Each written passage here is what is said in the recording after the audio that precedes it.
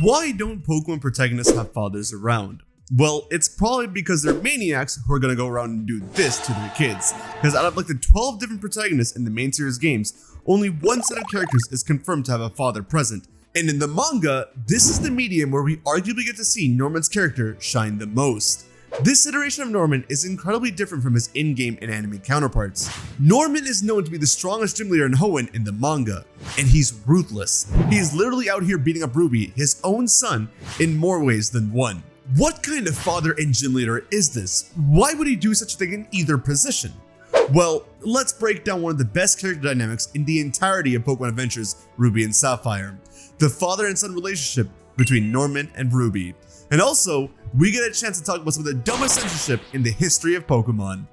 We already went over Ruby's character traits, personality, and interests in last week's video, where we go over his romantic relationship between him and Sapphire, so I highly recommend you go and do so. But just as a quick recap, Ruby is unlike other protagonists and starts off incredibly selfish, not showing care for others and only wants to pursue and take on his own goals. Even if the world is at stake, he'd rather do what he wants to do than save the world. He also starts off as a more feminine male protagonist, a boy who values beauty over power and wants to win in every contest in the Hoenn region. Quite a difficult thing to do when your father is a gym leader. This is like if your dad is a top NFL player and you decide you want to go out there and join Shakespeare or ballet. Especially because Norman wanted Ruby to become a skilled battler. Now, the Ruby and Sapphire manga actually kicks off its first few pages with Norman showing off his skills as a gym leader, and it makes it very clear from the jump that Norman is incredibly tough and not someone you want to mess with. And while it's not revealed till much later, as I mentioned earlier, Norman is considered to be the strongest gym leader in the entirety of the Hoenn region in this iteration of the series. And that's not just talk either. Throughout the series, he shows to have the most knowledge and battle prowess amongst the 10 gym leaders that appear because, you know, Tate, Liza, and Juan and all are also there. And on top of that, they double down on this because by the time Sapphire has 7 badges, it's not two Topless's badges that she's missing.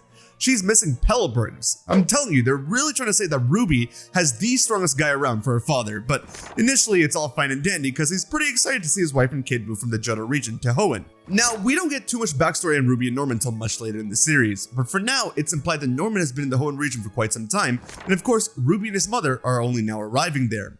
Later on, we find that it's actually 5 years since Norman lived together with his family, so of course he's excited, but Ruby, on the other hand, really isn't. Ruby, immediately as he reaches Hoenn, is excited to run away from his father because he fears that if he stays around, his father's going to force him to battle and give up on his dream of Pokemon contests. His mother, on the other hand, is excited, and of course she is because it's the first time the three of them are going to be spending time together as a family in a long time.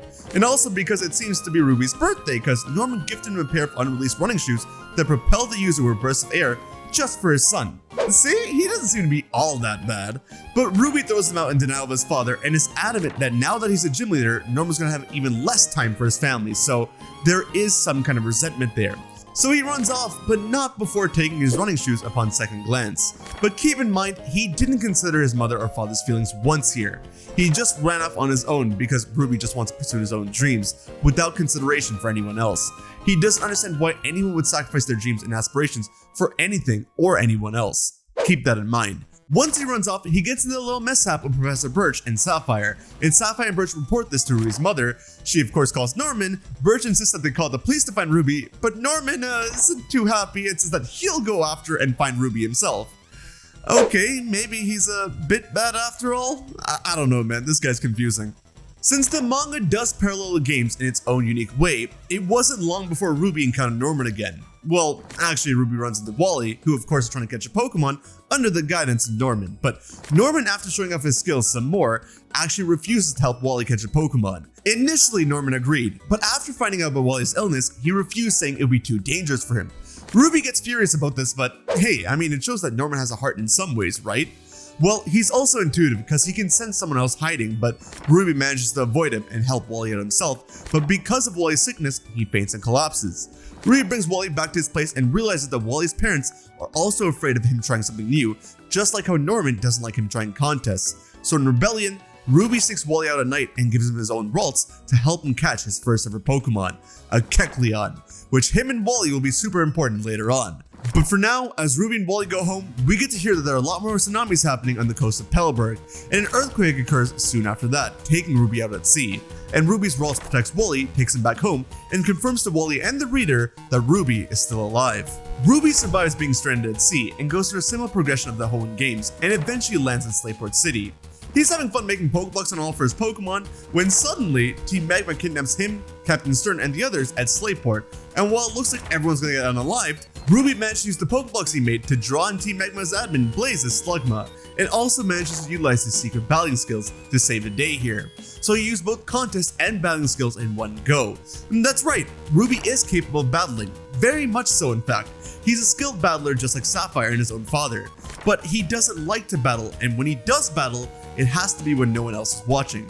But where did his battling skills come from? This battle finally gives us a little bit of backstory. The manga exclusive admin Blaze has a unique ability in creating illusions with his Pokemon to showcase his opponent's worst fears. And when used on Ruby, it showed us that Ruby's greatest fear is the time with his father. I mean, you probably would have guessed that, but you wouldn't have guessed that the time with his father is also his best memory, which makes Ruby immune to Blaze's tricks. But it's interesting because in this quick flashback, we see a totally different Ruby, a version of Ruby that seemed to have idolized his father and one that liked battling. The conclusion of this battle leads him to win, but gets stranded on Route 118. And at the same time, while he's passing by at sea, he sees that TV confirm that Captain Stern is the president of the Pokemon fan club, making it back in one piece. But there are reports of a boy from the incident who's gone missing. Ruby thinks about going back so the Captain President don't have to worry about him, but he knows if he does that, Norman's just gonna come after him, so he opts to keep his safety a secret instead. Such a Ruby-like thing to do. But anyways, he's kinda screwed either way, cause unknowingly to him, he got caught on camera from before, and everyone in Hoenn found out that it was him who went missing, including Norman. Norman heads to where Captain Stern is located and asks about the incident himself. Gabby and Ty, yes they're in the manga too, are thrilled to have Norman on board for the case, but Norman in frustration tells him that all he cares about is finding his son. And in one totally cool way, this guy figures out which way the current took Ruby and heads off to find him himself without telling anyone anything. Ty and Gabby go after him, thinking that if Norman finds Ruby, they'd have more to add to the story, since the only way to get Ruby's perspective on the story is to find him, so they go after Norman as well. Ruby just recently caught a feed with the swimmer and is going about his day when suddenly he notices that his Marshtomp went missing. And when he goes to find his Marshtomp, he notices that it's been lured in through Pokeblocks the same way Ruby did Blaze's Slugma. But these aren't just any Pokeblocks. They're the same ones that Ruby made at Slateport that Norman found. Norman tells Ruby to never underestimate his parents and immediately attacks him, launching him and Marshtomp into a wall. What kind of attack this was, we don't know, but I would imagine it's something incredibly ruthless, because Ruby even warns the swimmer that he's about to witness the biggest family feud he's ever seen. By the time Gabby and Ty arrive on scene, Norman is holding Ruby off the top of a freaking building. Yeah, see, the thumbnail goes pretty hard. Now you can see there's lightning everywhere and Norman is holding up Ruby pretty high. And after Ruby calls Dad an old fart, lightning manages to come in the way of both of them and leads Norman to loosen his grip and somehow send Ruby down the stairs and not off the building. And Norman is glad that Ruby is safe, but mentions that he's in big trouble. Did you believe any of that? Cause you shouldn't. That's not what actually happened. It is what happened if you read the Viz Media translation of things, but if you take a look at the Japanese translation, yeah, he's holding him off a freaking building and all, but lightning doesn't make Norman let go of Ruby. Norman lets go of him and punches him down the stairs just for Ruby asking to let go of him and calls him an insolent brat. That's way more realistic and in character than lightning coming in the way and this guy saying, I'm glad you're all right. Who decided this was a better idea anyways? If you wanted to censor anything like this for whatever reason, getting nearly struck by lightning is way worse. Norman is staring Ruby down head on, and Ruby is advised by the swimmer to apologize to his father. Ruby realizes that apologizing is the best thing to do, but it's something that he can't bring himself to do, and that running away is another option that he's been doing all this time. And then he brings himself to the third option, the one that he should have done a long time ago. He faces his father in a Pokemon battle to show Norman his conviction. This battle goes crazy as pieces of the building and Ruby are flying everywhere at all times. And while Ruby is doing his best to fight his father, everything he's learned has been from his father, so Norman knows how to counter everything. except for his Marshtomp, as that's been his only Pokemon so far that he's caught and trained without his father's help. Ruby manages to gain the upper hand on Norman, and thanks to the rain, Marshtomp is able to utilize it to its advantage. Despite this, Ruby's still being thrown around by Slacking, and this time is hanging off not just by the edge of the building, but by the friggin' pole of the staircase that he's holding on to. Norman tells him not to argue and get back to him, but Ruby hasn't given in yet. He's about to attack Norman straight with Marshtomp's Mudshot, but Ty and Gabby get President Stone's cast form to use Sunny Day to nullify the attack so that the two can stop fighting. The manga, while it is different, does follow a bit of Pokemon anime logic. This does get Ruby and Norman to relax for a moment, but unfortunately for them, the moment they do, the staircase that's hanging off a building starts to give out, and it looks like Ruby is gonna fall right off. We cut back to Ruby's mother in Littleroot Town, where she realizes that Ruby didn't even open the letter that Norman gave him alongside his gift. A note that told Ruby that Norman was going to give Ruby his permission to pursue his dream of competing in contests. Don't get him wrong, Norman still wants Ruby to battle and even says that Ruby is a better battler than him at this age, but he realizes that his son wants to pursue contests, and at the age of 11, apparently he's old enough to make his own decisions now. Gee, I wish my parents were more like that, cause I'm 26 and I still get questioned for making my own decisions. Had Ruby just waited a few more hours on his birthday, the day that he left, things would have turned out so much differently. The staircase gives way and Ruby and Norman fall, with Norman Slacking, unable to catch either of them. Luckily, Norman is able to hold onto a branch and grab Ruby, but you can tell this branch isn't going to last for much longer. And if they don't do something soon, they're gonna get stabbed by the shards of the staircase and the trees. The branch breaks and the two fall. Norman, only concerned for his son as they fall, tells Ruby to move his feet. And luckily, I don't even think Norman realized it, but the shoes that he got his son had their propulsion effect activate as Ruby swung his feet, and it managed to save both of them. His father's gift to him saved both of them. If that ain't poetic, then I don't know what is. The two lay there catching their breath in relief that they both survived, and the two are finally at peace with each other. For a grand total of 2 seconds, because Norman gets right back up and stares Ruby down again, and the man is still ready to fight.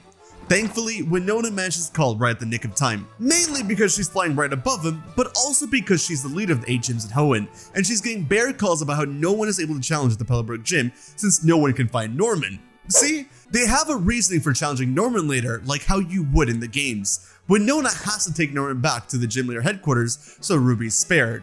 For now, and most likely forever, because Norman, while he's still agitated, yells at Ruby and tells him what he wanted to tell him this entire time.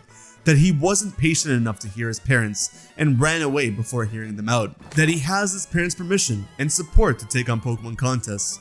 And while Norman still doesn't understand Ruby's interest in Pokemon contests, he yells at him and says that once you've made up your mind on something, you better do it well and give it your all.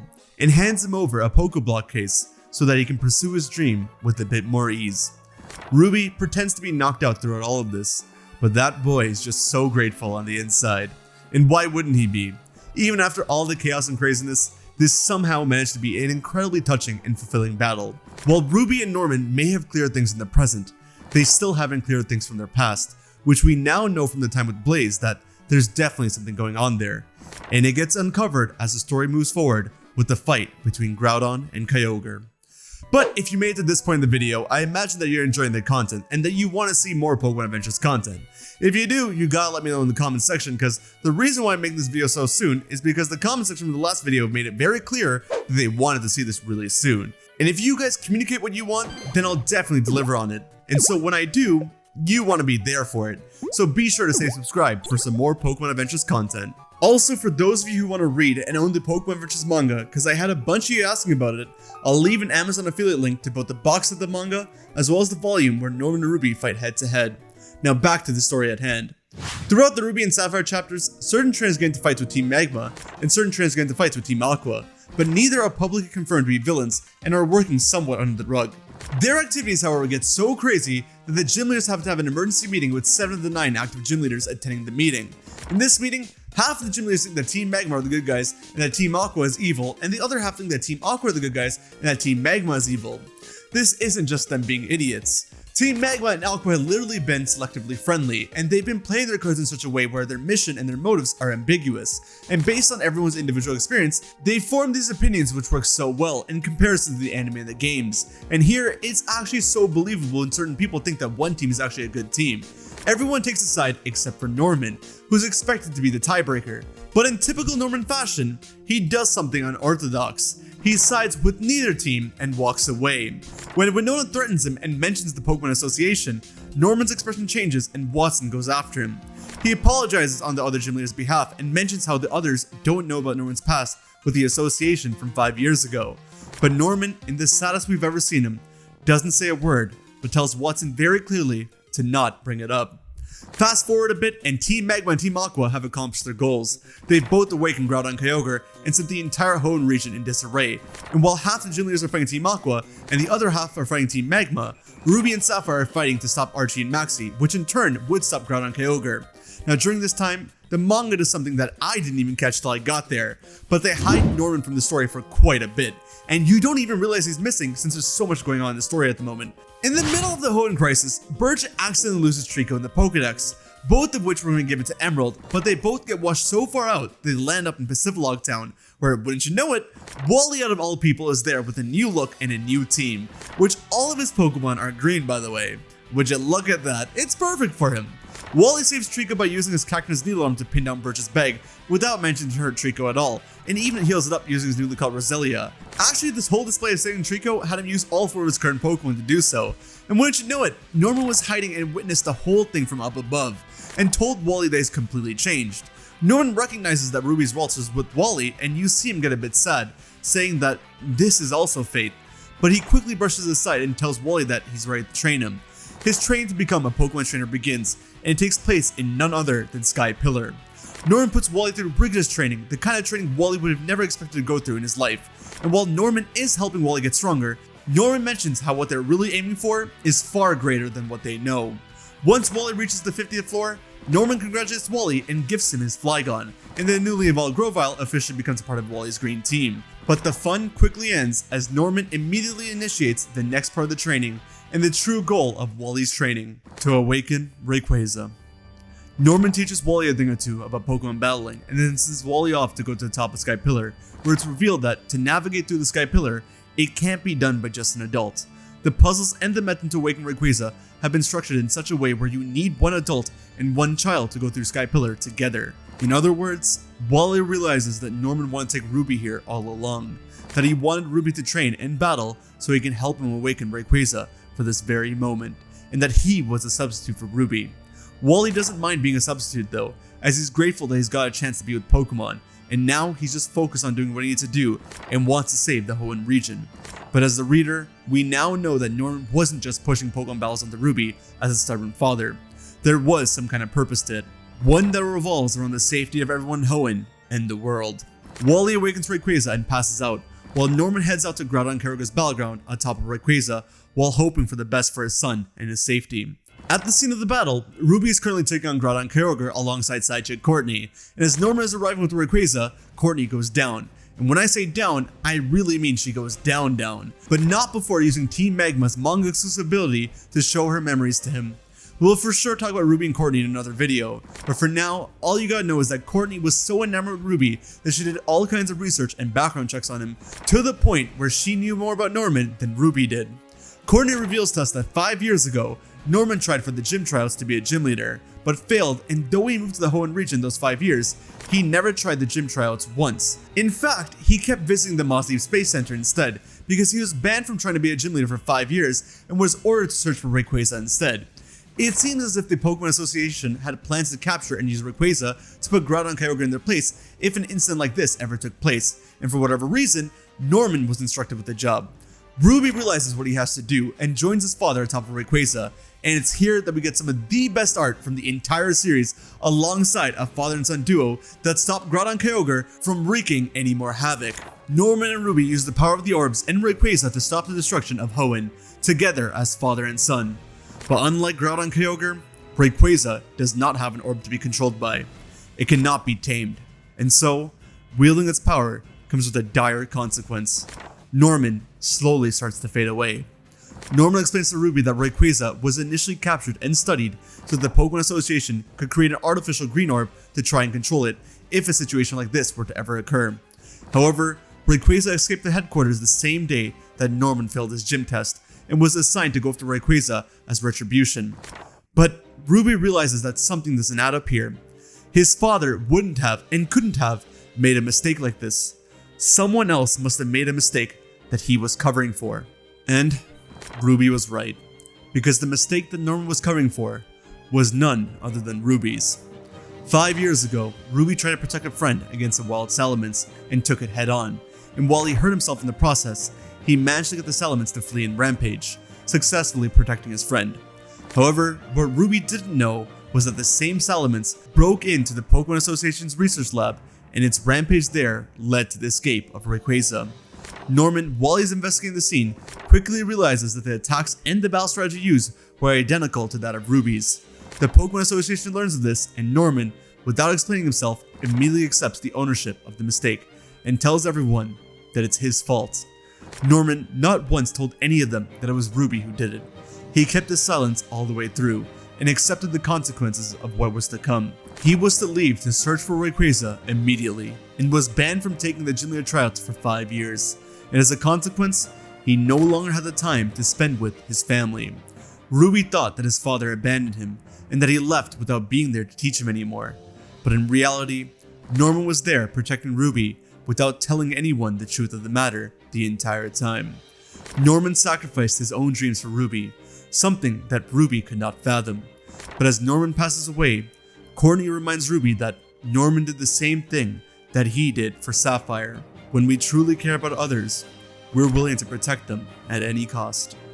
Norman may have been a strict and cruel father at first, but if you go back to the first few pages of the manga, you'll see that all he cared about was seeing his family again. For the face that he put up throughout the majority of the manga, the beginning of the manga, when he's thinking about reuniting with his family, is one of the few times that we actually see him smile. And I know that some of his methods are very, very drastic, but he's not actually an imposing father. He's not trying to push upon his own dreams and goals and ideas onto his kid. When Ruby realized what he wanted, Norman was fully supportive of it. Ruby was just going through his rebellious phase and couldn't wait for him to hear what his father had to say. And even though Norman still wanted Ruby to get good at battling, it wasn't for Norman's sake, or even Ruby's for that matter. It was for the sake of the Hoenn region and the world, so that he still had a child to support him in obtaining Rayquaza, which was anyways Ruby's mistake, but him being a 6-year-old child, Norman never ever put this guilt upon his son. He took it full on as a father and sacrificed his entire life to make sure that Ruby didn't have to bear any consequences. Ruby isn't at fault here either. He was in the dark with a lot of things. And also, again, some of Norman's methods were pretty drastic, but even in that fight, Ruby was able to understand his father by the end of it. And even before the backstory with Norman, Ruby starts to apologize to his father for running away. And by the time he learns about the truth, Ruby is absolutely heartbroken, realizing that his father cared and looked out for him this entire time. Ruby was never a perfect character, but it's his growth and his learning from his mistakes that makes him such a wonderful and compelling character. As for Norman, the depiction of Norman that we get from the games is most intentionally and unironically the most normal kind of father figure you can get in a Pokemon title. In the anime, he's a complete goofball, but in the manga, this version of Norman is so full of fury, compassion, vigor, and most importantly, sacrifice. He's undoubtedly one of the best written characters in the entire series. By the time he beat up Ruby and passed over the Pokeball case, I was already moved, but with the addition of their past, I'd be lying to you if I told you that I didn't have a few tears in my eyes. You may be wondering what happened to Norman after this. Well, I'm not lying when I tell you that he did pass away, and he wasn't the only one to pass away. But I will tell you that there is a happy ending to the story. Remember, Norman and Ruby were initially from Johto, and there was a secret Pokemon that Ruby had that he got from the Johto region. One that he doesn't know the name of, but one that's able to give everyone a chance to see each other again. I think Pokemon knew that they peaked with Norman in the manga, and so they'll probably never have another father figure for a Pokemon protagonist ever again, because he's proven to everyone that he's just the greatest Pokemon father of all time. Next week, we got more to cover from Ruby and Sapphire, but this time it has to do with the relationship between their masters. Stay tuned.